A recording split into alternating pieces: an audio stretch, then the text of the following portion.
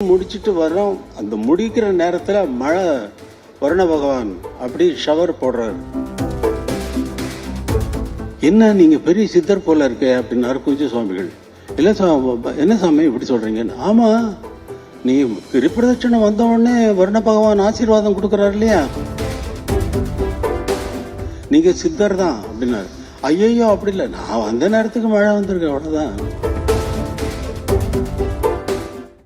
பகவான் பார்க்கறதுக்காக 1980 ஆசிரமத்துக்காக போற நேரத்தில் குஞ்சு சுவாமிகள் இருக்காரு. அவரும் நானும் சேர்ந்து வாங்க கிரிப்பிரதட்சணை போயிட்டு வரலாம்னாரு. கூடயே போயிட்டு இருந்தேன்.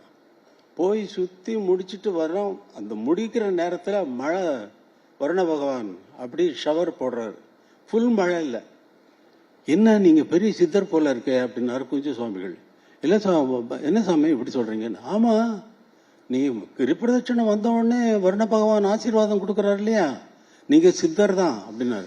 ஐயோ அப்படி இல்லை, நான் வந்த நேரத்துக்கு மழை வந்திருக்கேன் அவ்வளவுதான். அப்படின்னா அடுத்த நாள் போறோம், அடுத்த பௌர்ணமிக்கு போறோம், அப்படியே மழை வருது, அதே இடத்துல வருது. பாத்தீங்களா, நான் சொன்னேன் நீங்க சித்தர் தான்.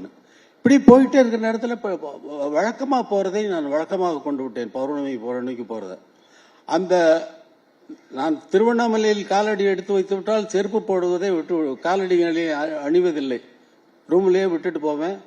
அந்த நான் போறது நார்மலான பாதையில் இல்லை, குஞ்சு சுவாமிகளோடு போனது 2 முறை மட்டும்தான் நார்மலான வழியில் போனேன். 14 கிலோமீட்டர் அது. அப்புறமா இல்லை பகவான் எந்த வழி போவாங்க, இல்லை காட்டு பாதையில் நடப்பாங்க அப்படின்னா, பகவான் 3 வழியில் போவாங்க அப்படின்னா, சரி பகவான் அதில் நடுப்பாதையை நான் தேர்ந்தெடுத்துக்கிட்டேன். அதில் நடுவில் நடந்தா கல்கள் எல்லாம் மழையில அடிச்சுட்டு போயிட்டு கண்ணாடி தூளை உடைத்து இருந்தால் எப்படி இருக்குமோ அப்படி இருக்கும் நான் நடக்கிற பாதை.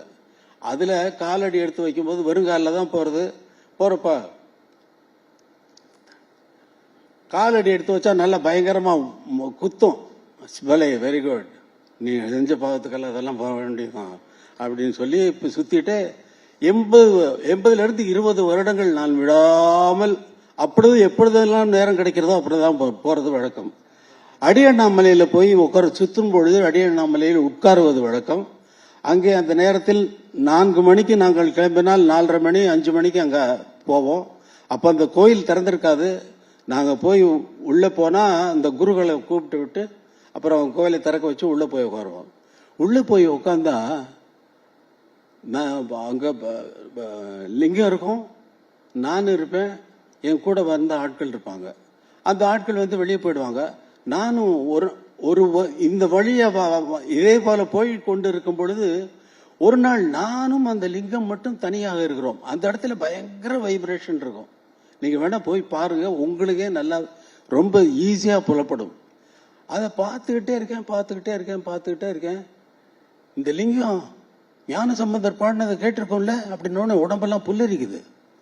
அப்போ இந்த கல்லு, இந்த தூணு, இந்த பாதைகள் மாணிக்கவாசகர் பாடினதுக்கு, சம்பந்தர் பாடினது கேட்டிருக்கோம், அப்பர் பாடினது கேட்டிருக்கோம், சுந்தரர் பாடினது கேட்டிருக்கோம், மாணிக்கவாசகர் பாடினது கேட்டிருக்கோம்.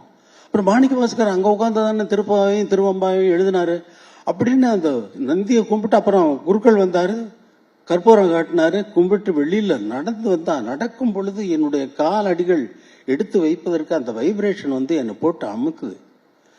பார்த்தா வீட்டுக்கு வரேன், அதே 3 மாதம் போயிடுச்சு.